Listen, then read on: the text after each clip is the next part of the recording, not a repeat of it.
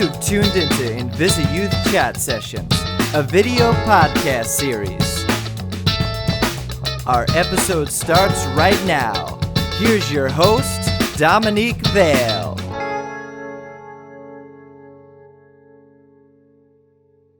Hello everyone and welcome back to the InvisiYouth Chat Sessions to check in for your dose of stigma-breaking, humor-filling, motivation-loving life hacks and empowering tips for all of the medically adultish people in your life. I'm Dominique Vale, founder of InvisiYouth Charity and the host of InvisiYouth Chat Sessions, and today is Season 5, Episode 78, and you guys, it's the final episode of Season 5. It has been a season of so many high moments, so many laughs, great advice, and non-medical advice for your life, and incredible special guests, so we had to end this season with a bang, and a special guest that not only brings the joy, realness, and education online, but is a guest that we have admired watching on our Instagram feed for years. We are going to have the public speaker and paid patient consultant, Gerry Langan, on the episode for our Season 5 finale. So I'm super thrilled. So in 2018, Gerry was diagnosed with severe idiopathic pulmonary arterial hypertension and severe congestive heart failure. And this came after she had given birth to her twins and had experienced symptoms that initially associated with a possibility of another pregnancy, but then that rapidly changed and snowballed into the discovery of these different health conditions.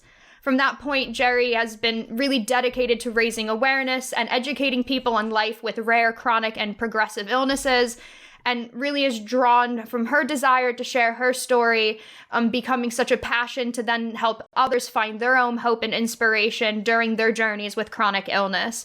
And we have loved every minute of Gerry now using her growing and really powerful social media platform to share so much of her life with her twins, her husband, and her advice and her work within patient consultant and patient advocacy and chronic illness life as well. So trust me, she is a follow you'll want to have by the end of this episode. You get to see her adventures of moving to different states like Colorado, Alabama, and Florida, going on different medical trials, building a community, finding a good support, having so much fun with her husband and her kids, and her own health journey as well. So I know you will feel very empowered and educated by the end of this episode with Gerry and I. So Gerry, welcome to the show. Thank you. I'm so excited to be here. Like I said, it is so fantastic to have you on the episode. I'm really looking forward to it. And like always, I tell everyone at the beginning of an episode to make sure you click that subscribe button while you are here. You have 60 minutes to make that happen. So while you're listening or watching on our YouTube channel, make sure you go and click that button so you can get all of our episodes, and definitely helps us out as well. And without further ado, we're gonna jump in and get to know Gerry better. It's Remember the Last Time. Remember the last time? Do you remember the last time? Remember. Okay, remember the last time, you guys know, it is how we have a fun original segment from our video podcast series, and we will be asking Gerry all the fun, quirky, and insightful questions so our listeners and viewers can gain some fun and knowledge along the way. So, all right, I'm putting my card up in front of me. Gerry, you ready for the questions? Let's do it. Yeah, you're like, I'm shaking no, but I'm saying yes. Since you are so good on Instagram, what was the last Instagram account that you found and immediately gave a quick follow to? We were just talking about The Bachelor. I'm pretty sure that the last Instagram follow I followed was somebody from The Bachelor.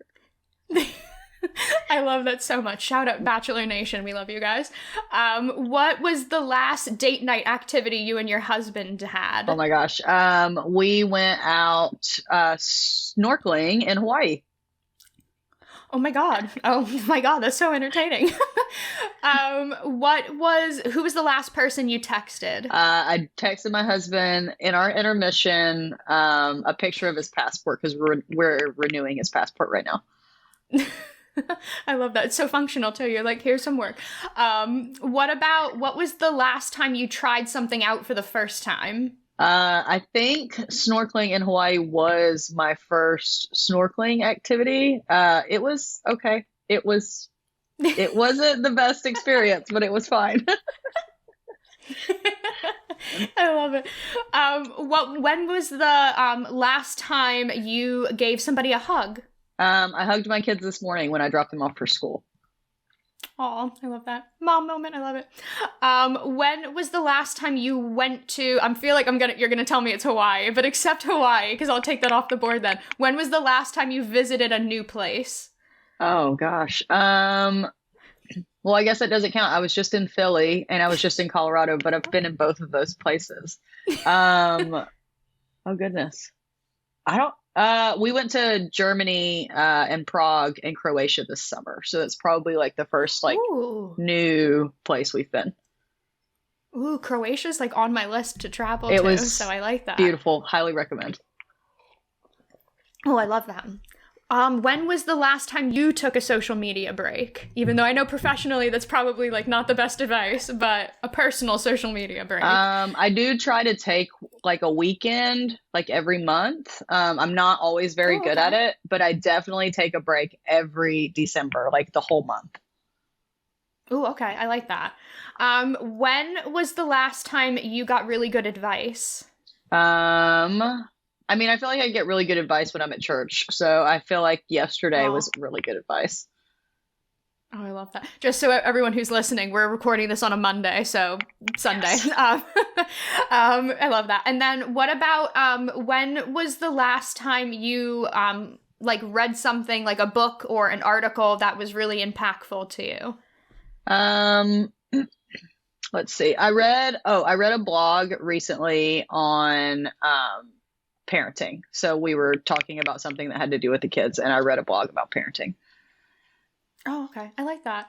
When was the last time you received like a real letter or a postcard in the mail? I got a real letter. So I have like a kind of like a pen pal, which is so weird. Oh, cool. They used to be our neighbors. They lived upstairs when we were in Colorado, and they're like very old. If Kathy watches this, I'm sorry that I just called you old. But she prefers to send me letters instead of like texting or calling me. And she sends me like a letter like once every like few months.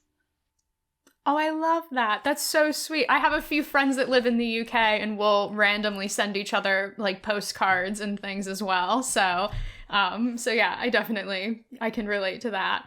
And then what about, when was the last time you had like a health moment, like something where you were doing it and your health just kind of like came out of the blue that you were like, oh, I need to take a pause for a minute? When we were snorkeling. I think that was why the experience was not super exciting, because I have a lung condition and I like panicked and then like I couldn't breathe. And I was like stuck in the ocean. Oh, no. And I was like, this is one of those moments where like I know my body and my body is saying, you cannot do this. Oh my God. And then last question. When was the last time you laughed so hard that you might have cried? My husband and I were laughing the other day, and I don't even remember what we were laughing about, but like we were both like, I was cracking up so hard, like I was like literally crying and he was crying, and I don't even remember what we were laughing at. I love that. That's my parents are very similar. We'll be like, what was funny? And they'll be like, it's just between us. And we'll be like, okay. I love that. Okay. That was perfect. That was a great ending. And then now, before we go into our next segment, guys, something else that I also love, like I mentioned, loving to laugh and laughing with people, is I also love our InvisiYouth charity shop, which I love to tell you guys about. And as always, you'll see it. It's behind me on our table behind me. I am wearing some on my wrist. You'll see popping out all the time. It is our Subtle Activist color block bracelets that we have handmade by our volunteers living with chronic illness and disability that are exclusive on our Etsy shop. They are only $4. They ship for free, global, worldwide shipping. And we always say it's the holiday season. So make sure you buy one for yourself or for someone you love. It's a great stocking stuffer or a great additional gift, and it is also a way that you can get a gift in return of making a donation, because 100% of every sales go directly towards funding our free programs and resources we provide. all year long and every single month, so you know that you are making a purchase that is fun and functional to wear with these adjustable bracelets, and also being able to help raise funds and awareness as well. So why not have some subtle activism like a Game of Thrones cup in the background of that Starbucks cup in that scene of that Game of Thrones episode that wasn't supposed to be there. You can have a bracelet that provides a little subtle activism in your life to raise awareness for young adults with chronic illness and disability as well. So you'll see the link on the screen, and you can also click the description and show notes to go right to our Etsy page and buy a bracelet for yourself. And now, without further ado, we're going to jump into our next segment. We're doing First Few Words. First Few Words.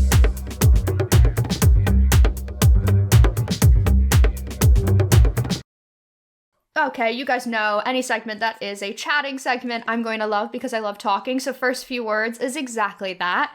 When it comes to living with a chronic illness, or especially with a rare disease or a progressive illness, there's so many unknowns for yourself, let alone for the people who aren't living in your body and understanding the experience. So to be able to have that dialogue with them and navigate those different types of relationships we have in life is super important. And so with Gerry, we're going to talk about different types of relationships that we all have and ways that we can improve those conversations and communication along the way. So the one thing I was going to ask is, I know for so many people, when you have family members or siblings or even really close friends that are a part of your life, they can be really emotionally invested, obviously, in you as a person. So when it comes to you having health challenges, that can kind of feel like they empathically like take that on for themselves as well. So how do you kind of give that advice of maintaining that open dialogue and sharing with them, but also trying to maintain your own peace and autonomy of making decisions and not kind of having everybody try to give you their opinions or their advice of how to handle everything? Having clear boundaries is like super big for me, both personally and professionally. And I am very big on boundaries and communication. So like my husband and he knows that like I'm not like somebody that asks for help a lot anyway. So like sometimes I'm like very stubborn and don't ask for help, but he also understands that there are moments where like I'm not trying to get your help. Like I'm not asking for help, and I'm like a verbal processor. So like I like to talk through my issue, but like I'm not really asking for your help. I just kind of need you to listen. Because then I'm processing it for myself. So I think like being able to communicate that like how you can ask for help and how you can tell somebody that you need help without having to push the boundary, I think is really important. So we had to have that conversation when I got diagnosed. Like, I don't always need your help, but when I do, I will like specifically ask for something. And like, that's something I've had to work on for myself too. Yeah, no, that's definitely true, because it's finding the way that you like to communicate the best, and then kind of allowing somebody to know that how that works for them too, because you can always have polar opposite communication styles and they like really want to chime in and be helpful and do all the things. So I definitely, I can relate to that too. Like you said, it's setting those boundaries and even on his end too, kind of figuring out, okay, how do we kind of navigate that of how we like to communicate?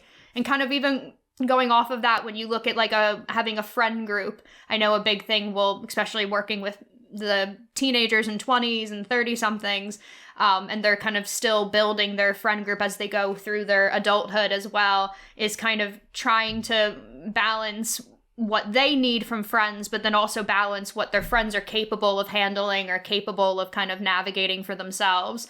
So how do you think people could like find a good community of people around them and have friends that are understanding for like different situations? That's so funny. That's actually a question that I have answered more often than I expected to answer. I'm working with young adults at church. So like I work in the 20-year-old space. Our demo. It is. And it's such a hard age. And, you know, finding the friends that like go the long like road with you is actually really hard in your 20s, especially now, I feel like. For me, I have always had a very big filter when it comes to people. I think it's because I'm in my 30s and I say I don't like people all the time. I am very like particular on like the friends that I keep close, because those people are the ones, like, I don't have a lot of energy anyway. So like, I don't have a lot of spoons to hand out. So like, I have chosen friends based off of like what we can both mutually say is beneficial. I don't like friends that take, like only take and don't give. But like, I also don't want to be a friend that only takes and doesn't give. So like, finding friends in your 20s, especially with a chronic illness, is so hard, because you want to be able to fall back on someone when stuff happens. And like, a very big indicator to me that friends are not the ones that you should keep are the ones that when something does happen are not reliable. And I like strongly agree with the saying that like, once somebody shows you who they are, like, just believe them the first time. So like, when I've, been in the hospital and somebody steps up, like, that is a friendship that like, I remember when I'm not sick, that I need to pour into that friendship because they were there when I needed them. And then I stop pouring into the friends that just ghost when you're sick, And I think that that's really important advice, especially in your 20s, to know, is that like, you don't even have to be sick, but like, your husband gets, you get into a car accident, or you're like, you can't make rent. Like, there's a lot of things that like in your 20s, it's important to know, like, when people step up, it's really important to remember that. Yeah, I love that. Like you said, it's reminding yourself as well of when those people are showing up for you when you're not asking for it, or just sending the thinking of you text messages, because they know they can't do anything, or they might have distance from you, like geographically as well, where they can kind of, even if they're comfortable only doing a certain thing. I know for myself, I had a lot of friends over the years who couldn't manage the unknowns and the confusion around my health issues, so they only would kind of check in on things they knew had nothing to do with my health, but at least they would step up in the area they felt they could. And so like you said, remembering those moments for when you do feel better so that you can give back to them. Like, I really like how you phrased that too, because it's like, friends don't fit one size fits all. I think that's also, especially working with young adults, is they want a friend who can be the one they hang out with, who's the social friend, who's the emotional investment friend, who they can confide in, who they trust. But some friends are good for certain things, and kind of you can build your community with these friends I can trust with anything. These would show up because they're near me and can do everything. These friends are good to like give me a boost, and they're energetic, and they might not be good with my dealing with the trauma I'm going through, or they're not good showing up in the bad times, but when I need a good moment or fun, those friends are there to like pull through and help out there. So kind of knowing and shopping for your friends to kind of collect in a good bundle is helpful as well, so they don't kind of fit the mold for everything. Yeah, one size fits all friends is something that like I think I had a hard time learning in my 20s, is that like they're not all one size fits all, and knowing that in your 20s leaves you a lot of room to make the appropriate friends, and also keeps you from being like hurt by friends when you have a standard and they don't step up to it. Yeah. Oh, definitely. No, that's a good point. And even kind of going off of that too, I know you mentioned your husband earlier, and I know a big thing for young adults is romantic relationships and finding a partner, and especially if I know you developed your health issues after you had gotten married, but that's still, there was still a new point in your marriage was still, it wasn't like 20 years later and then you had health issues, you were still in the early stages of your relationship. So for young people that are trying to navigate balancing their own good and bad health times and issues while balancing their relationship, and especially for like in your case it being more of a progressive illness, how do you kind of find that balance with having your relationship and then having your health issues and keeping that kind of cohesiveness for the whole thing? I think it also, has to do with like friendships too, right? Like, my husband is my best friend, as cheesy as that is, but like I spend the most time with him. I talk to him the most. And it's not only because of proximity, but because like I do like him. And I think that a lot of marriages don't make it, especially when you are diagnosed with something that is so aggressive. Some people just don't really like their spouses. And like, I enjoy my husband. Like, I enjoy like hanging out with him. Like, I think he's fun. I think he's funny. Like we have the same like interests. But like we are polar opposite. Like when it comes to like, like we have the same like likes and dislikes, but we also have a very different personality. Like he is the exact opposite of me. We are also polar opposite when it comes to like love languages and communication style. So that has been something that has been, 8 years in the making at this point.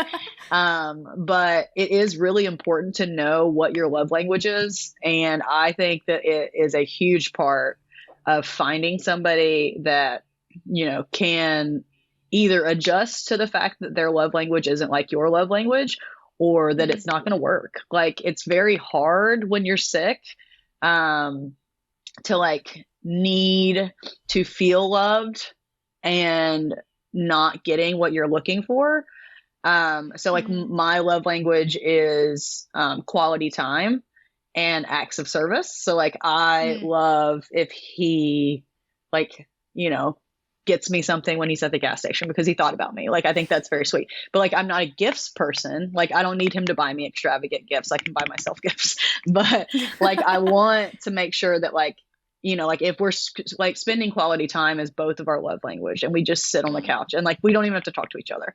But like, I am not a words of affirmation person and he's a words of affirmation person. So like, that's something I've had to learn. And so when you're finding relationships and when you're like looking for like a husband or like, a spouse, it's really important to know if they are adjustable, like if they can adjust, even if it's not their love language. And that goes a really long way for a happy marriage, but it also is huge to like the person that you're with. Not just love them. Like you can love a lot of people that are wrong for you, but like liking them is huge when things really suck. And like being in the hospital and things really sucked. At the end of the day, like I liked hanging out with Jason and it was like huge because like he was the only person that like I could rely on at that time. And he was the only person that was hanging out with me in the hospital room. And like, you don't want to be hanging out in a hospital room with somebody you don't actually like. Yeah. Does that make sense? Yeah. Yeah, it does. No, and I really like how you said that too. It's like you can love a lot of people, but you can't like a lot of people and love them simultaneously. Like being able to check both of those boxes off is a really critical thing that I don't think people notice the differentiation between the two. So I think that's a good point to make too. And I like that you said because you enjoy one another and you have fun, especially when you have a health issue or a disability, having somebody who knows how to bring levity to the hard things or bring levity to like the lull moments between so you can have those kind of peaks in the middle of kind of the chaos of bad health experiences or bad times and knows how to do that with you where it doesn't feel like they're brushing off a flare-up or brushing off something is really vital of that person being able to also then navigate how they're feeling with a chronic illness, you having a chronic illness or a disability as well. So you kind of saying the two of you have a lot of humor with one another and you enjoy that is important for people to kind of know as well of finding romantic partners that know how to create fun experiences with you that can also be adaptive and adjust to what you need at different times so that everyone's having a good time. It's not just them providing you good experiences. So I think that's a really good point to make for young people to kind of take away from that. Yeah, for sure. I like and love my husband. And like, there are a lot of relationships that we have seen fall apart because they don't really like each other that much. Like they do love each other. And like, at the end of the day, like loving somebody is huge, but like enjoying the person that you are literally sharing your life with is huge. Yeah. And that goes a really long way when things suck. And like when things are really hard, is to know that like you're coming home from the hospital to somebody that you actually like. I love that. And even kind of the last kind of relationship dynamic I wanted to mention was you have your two super beautiful twins. And so many people with a chronic illness or disability, like the thought of their future and wanting to have kids is something that's so prevalent to them. Even for myself, living with a chronic illness and wanting to have kids in the future. So do you have any advice of how, because that kind of all happened simultaneous for you.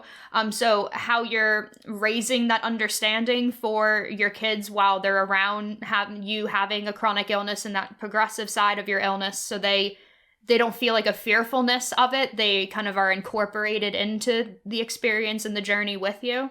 Sure. I think that it also helps that the boys have grown up with my illness, like I was diagnosed when they were babies. So like now it's always been their normal, so that's very helpful, I think, to the development of like where their brains are going when they're thinking about it. But it is something that we do talk about. Like I wear a pump, so like they have to be cognizant of like my tubing and my sites and my pump, and they have to be aware that like the other day I like dropped a vial of medicine on the ground and like one of my kids found it and he like was playing with it, and like it's very strong medication.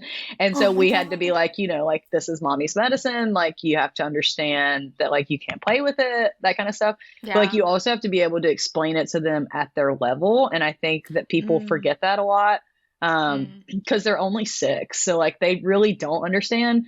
So like as they've gotten older, we've explained, like mommy is sick, mommy takes medicine, mommy hurts sometimes, and like you have to be careful, and like mommy goes to the doctor a lot, but like you have to like explain it in like small, like digestible pieces. And like I'm not going to sit there and explain to them like my lungs don't work and blah blah blah blah blah, but like they don't understand that yet. But like they're able, like we give them digestible pieces that is appropriate for their age, and we do talk about it. We don't shy away from the fact that like I have to go to the doctor a lot, and like I spend all day at the doctor. And like when I give myself when I place a new site, sometimes I let them come and watch, or like when I give myself an injection, they come and they watch, because they have to also understand that like potentially I could be old and they would have to do that for me. So like, like introducing things to make it the norm instead of making it weird. So then it's not weird to them. Like it's not like strange to them to like see that there are other people that are sick, and like they're like, oh, my mommy's sick too. So like, like it's now normal to them because we've made it normal. Yeah. I've had so many people have said that they'll slowly, like visually incorporate their kids into different parts of their treatment, or if they're having a flare up and how they experience it, or if they have disability and they're putting on prosthetics or getting in and out of a wheelchair, how does that look for them?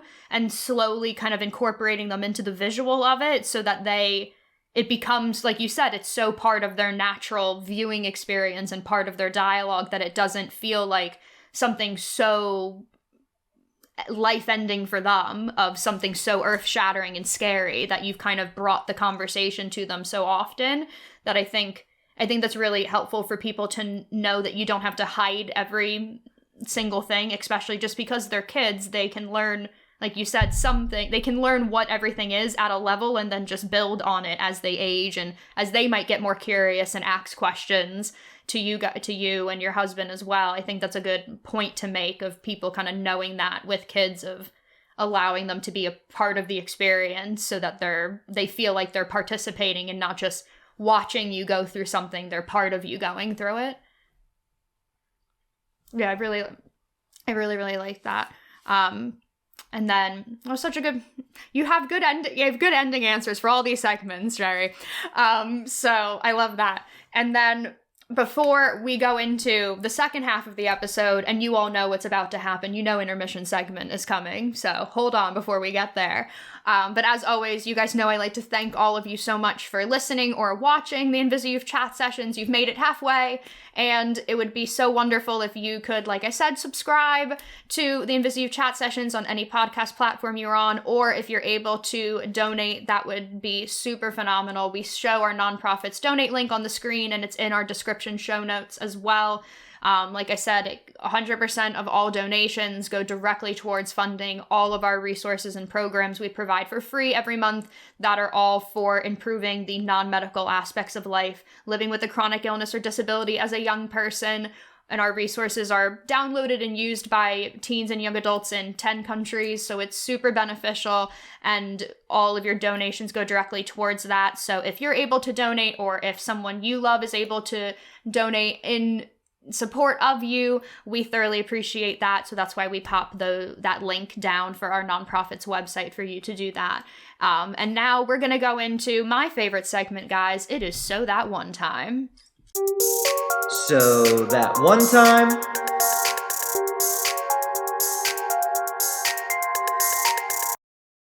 Guys, you know So That One Time is our favorite segment where I get to take a break and our guests get to share a life story. So I'm going to sit and drink some coffee, and Gerry, the mic and floor are all yours.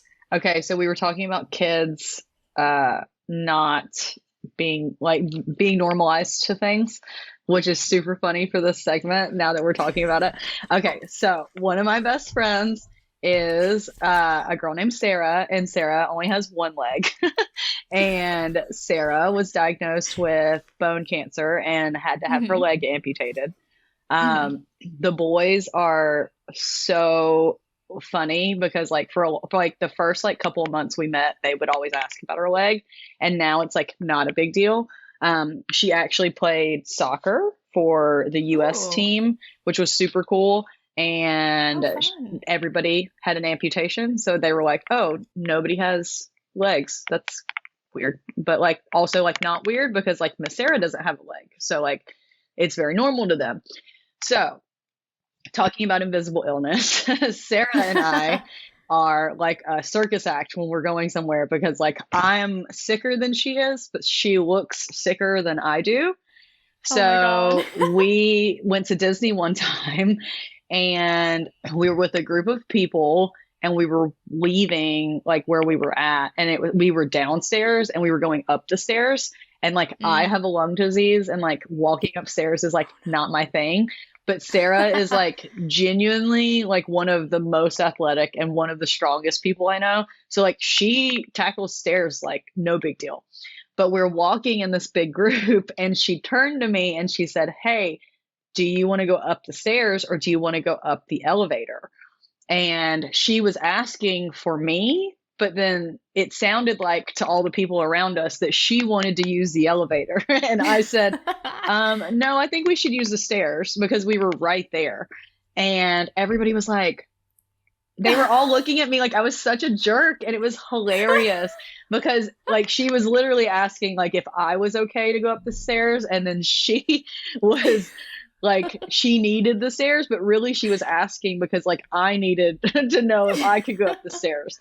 So we start going up the stairs, and all these people are that girl made that girl with one leg go up the stairs. I was oh my God. Sarah made it up the stairs before I did, and I was huffing and puffing by the time we got there, which was super funny because I looked at Sarah and I was everybody thinks I'm the biggest jerk because I said we should use the stairs. And it was so funny because when you look at us, everybody assumes that, Sarah is the sicker one of the two, but it's always me.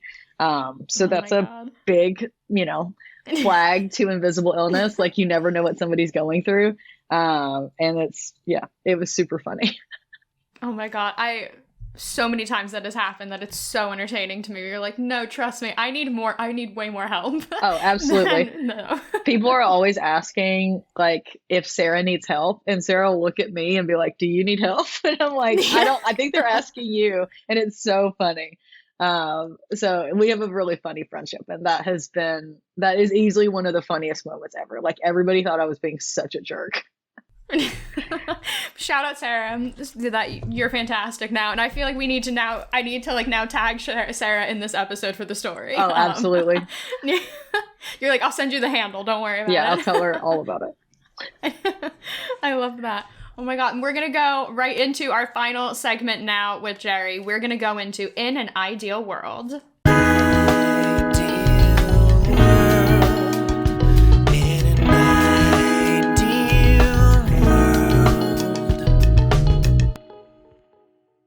In an ideal world is, something we love is picking the brains of our guests who are experts in different fields. And Gerry is stellar in her patient advocacy work and educating people on life with rare, chronic, and progressive illnesses, especially through her social media platform. So we know that requires a lot of balance in the art of balancing in life, and that's skills. So we wanted to tap into how Gerry has really kind of incorporated balancing all these different things in life and using that social media platform well, and being able to help all of you guys create more ways to have that inner advocacy for different elements of your life. So the first thing I was going to ask is, obviously I keep shamelessly plugging your Instagram like it's no one's business. So I have to ask, on your end, because you share so much of your life personally and the parts of your life with your health, how do you kind of make that balance between what you share publicly and what you don't share, especially when it comes to having the challenging sides with your illness, and how you navigate wanting to be open and sharing that, but then needing to sometimes keep certain things to yourself? Well, I had to talk to my husband about, by the way, I am sharing a lot of our life on Instagram. And it's also like our kids, and like now they are public facing, and like those things are things like I have to be cognizant of.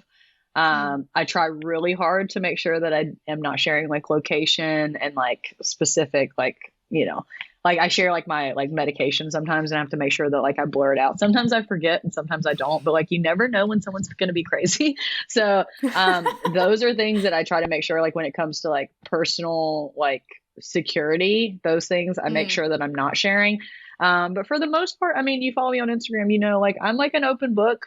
Like it's not anything that like I would be worried about sharing about, but also like having to make sure that like I have like a personal boundary on like how much I'm on my phone, how much like I'm paying attention to that kind of stuff.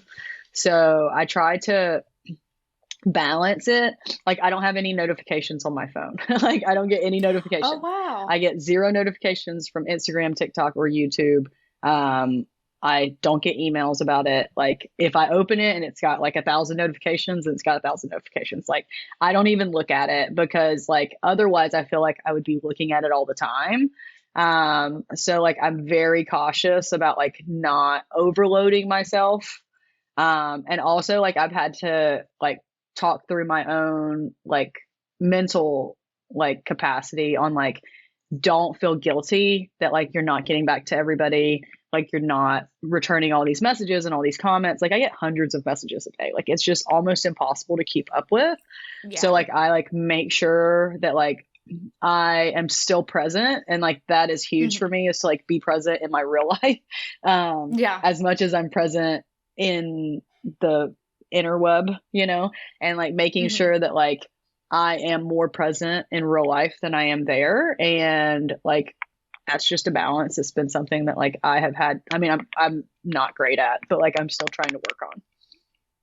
Yeah, no, I like how you said that too. Like you said before, like creating those boundaries of knowing that you're such an open book and you like sharing about the different parts of your life, but knowing where the hard limits are probably just makes it easier to know, oh, okay, yeah, I can put this up, or, oh, probably shouldn't, and then move on. And it's very quick to kind of move on of what you can and can't share, or what you're more comfortable sharing or not.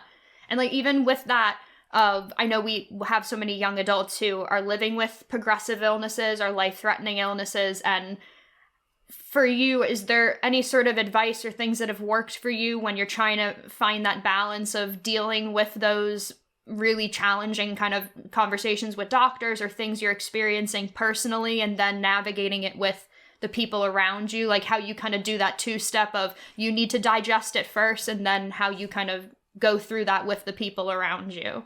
Yeah. I'm not big on feelings. So like, we don't talk about feelings pretty much ever if I can avoid it. I also am like very like I'm a processor. So like I like sit for a very long time and like mentally process things.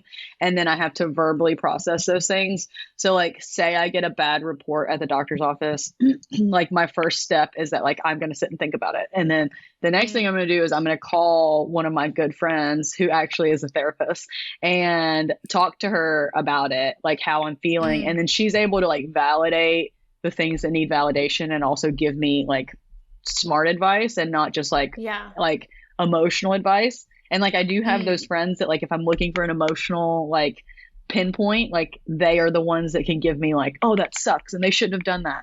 But I also sometimes need somebody that's like realistic and like can tell me like, hey, you're like overreacting. So I need like that balance. So like I'm a verbal processor, and then like sharing that kind of stuff online doesn't happen until after all those things happen.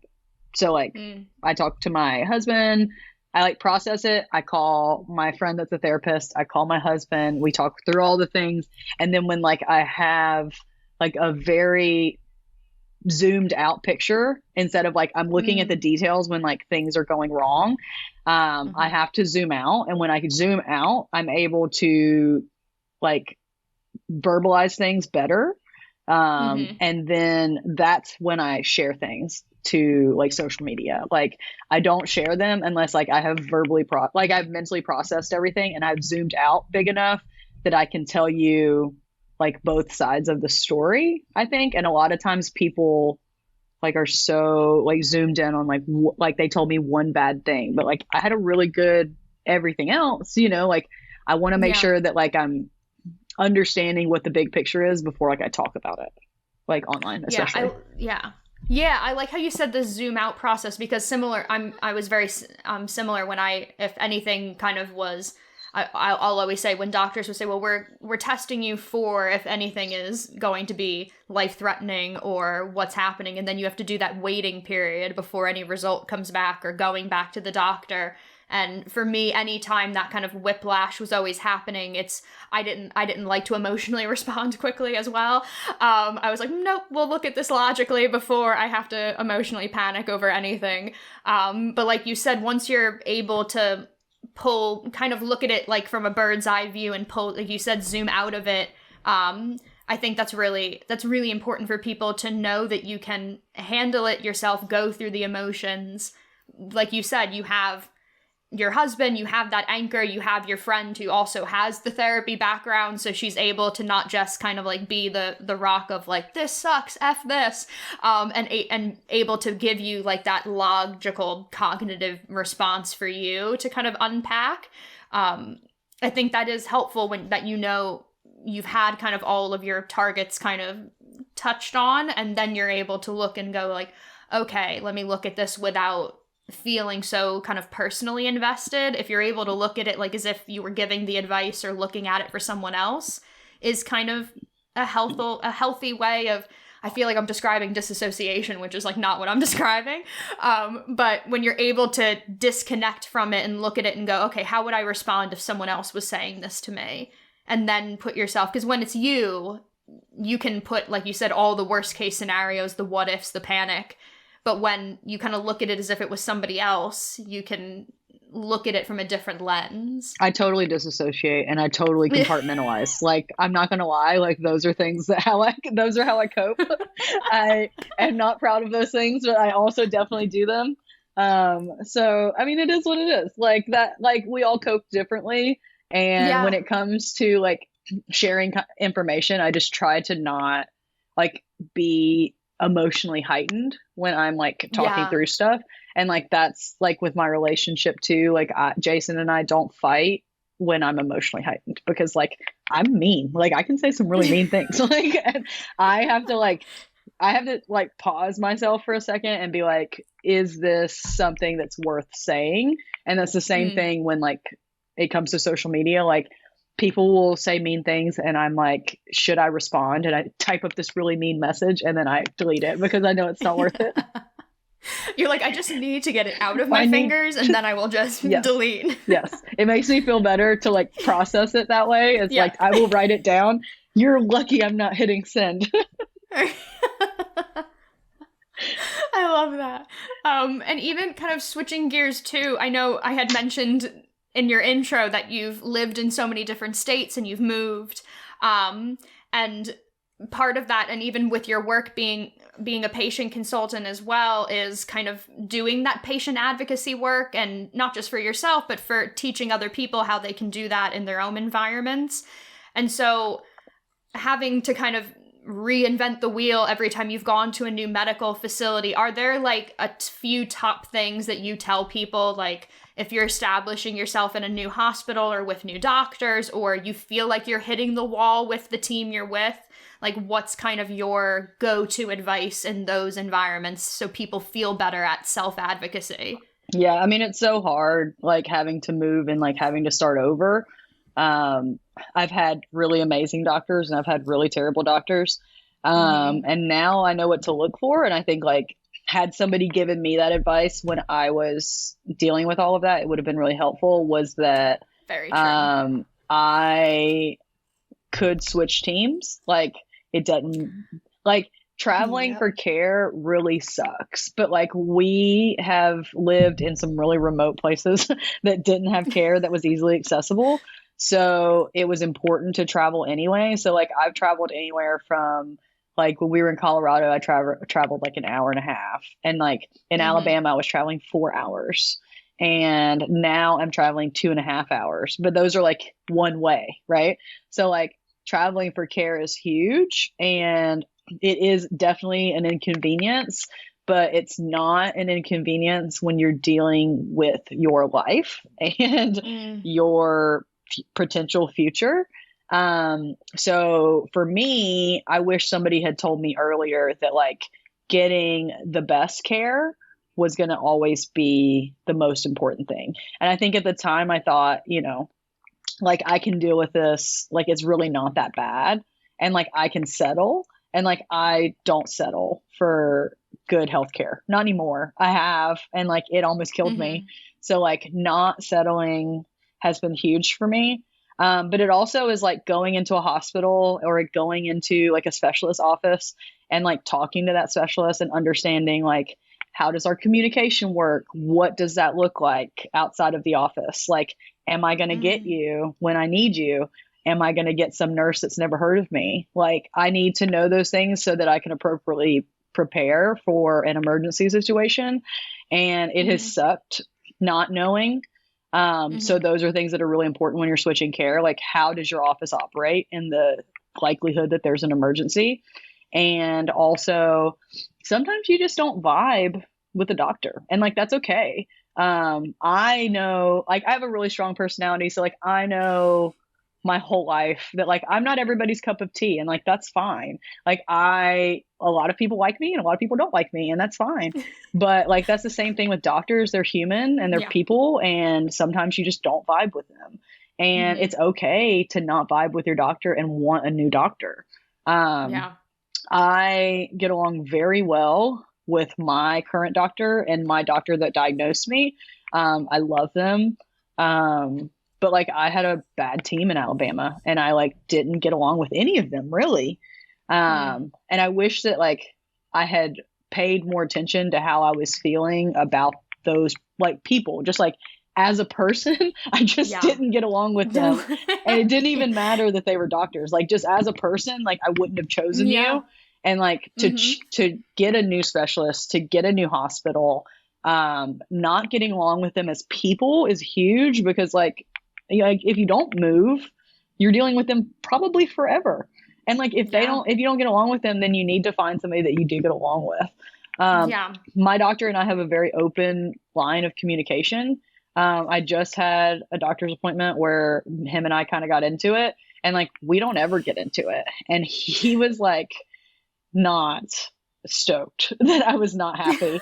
I just like am very vocal, and I just made a post about this. Like, being vocal does not mean you're being difficult. It just means you're standing up for yourself. And like, a lot of times doctors don't have patients that stand up for themselves. And it's really important to find a doctor that when you stand up for yourself, they can acknowledge and be humble enough to say like, yeah, I was wrong.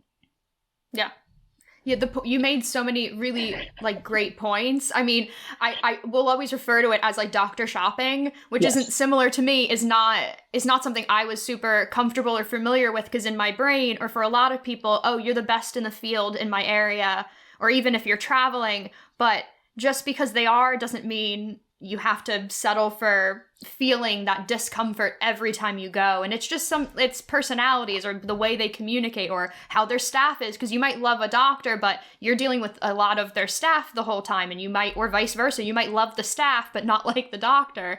And so, like you said, knowing I travel for all of my doctors I've had as well. So over the 15 plus years, so I definitely can relate to that. I was super lucky. My mom is a nurse. So that kind of conversation of, you guys just don't gel, let's find another one. Let's go through a list, and you can shop for them first before and pick who you want to try out first. And the idea of trying out a doctor or trying out and asking, well, do you do you email, or do you have a texting service, or if it's a phone number, like asking, like you said, those questions early is important because of how you might like to communicate. And if you have a distance, well, how am I getting a hold of you? I can't just show up when you say show up. Like, how does that work? A big thing is, are they comfortable collaborating? Because if you have a similar on your end, I imagine, or even for myself, when you have different diagnoses, your doctors sometimes do need to communicate to each other, which is sometimes not their cup of tea, or not what they do. And so knowing if they're familiar or willing to do those things easily for you is like a big it's like a deal breaker. It's a relationship. And like you said, if have a chronic or a progressive illness, that is a relationship you're going to have indefinitely until they retire or move on or something. So I love the points that you made are so valid for people to know that their communication style matters and how they want to be served as a patient matters, because like all of those things are super important for young people to understand, that you don't just have to settle because somebody is great in their field. Because a lot of times, I would imagine in your case as well, people might say, well, they're so phenomenal and they're the best. And then you go and you're like, but I'm going to have such a hard time communicating with them and feeling comfortable sharing how I feel with them. And shouldn't I just go somewhere where I'm going to feel I don't have to settle for, all right, I'm just going to be uncomfortable every time I go now, because I know you're phenomenal at it, so at least you'll treat me. I've stayed with doctors for years because of that. In my head going, just tell they're great for you. They're great for you. And then not going through feeling like I'm so uncomfortable being around you. And It's like you said, it's just a personality miscommunication. Yes. It's really hard, especially when you're young, to like be like, well, they're the best, or they're a doctor. Like, they must know something I don't know. But like bedside manner goes a long way. And like, it is a relationship. Like, it's a very... This is a long you're married now. Like, you are now married. So like, my boundaries in my marriage are the same boundaries that I have with my medical team. Such a good point to make. Because like, I'm literally married to you. Like, my doctor knows my kids' names. He knows my husband's name. Like, it's huge to go into an office and be like, oh, how are your kids doing? Like, how are they liking kindergarten? Like, you know things about me, and I'm not just a number, especially because I have a rare disease, and like, you don't have a lot of people like me. Like, I know there's not a lot of me. So like, it really sucks to go into an office and like, they can't even remember like how old you are. Like that, that was something for me that like, I wish that like I had thought through when I was dealing with bad doctors, was that like, I was literally just a number, and like, you don't even know what treatment I'm on. So like, why should I still be here? Like I wish I had stood up for myself more when I was dealing with it. Yeah, no, that's a really good point to make too, because it puts you in a good headspace for dealing with your health as well, knowing that they have your back and knowing that that's always there for you.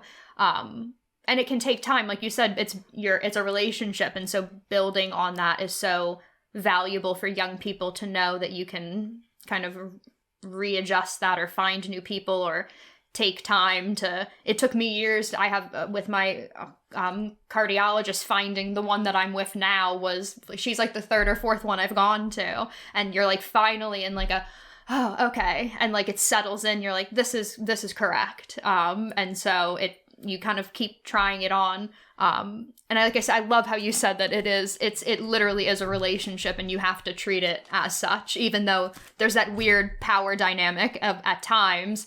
You are still the one in charge because you're the one bringing your illness to them in a way. So as weird as that sounds, but I love how you phrased that, because that's really important for people to kind of shift the lens that they look at that dynamic and advocating for themselves. Yeah, absolutely.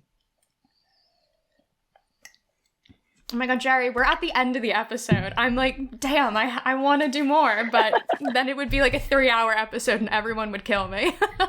But I had absolutely so much fun having you on the episode, and I want to make sure people can find you and the work that you do and find your social media. So where can everyone find you? You can find me at Instagram at It's Gerry Langan. You can find me on TikTok. It's Gerry Langan. And you can also find me on YouTube. I'm assuming it's just Gerry Langan, so I'm not super sure.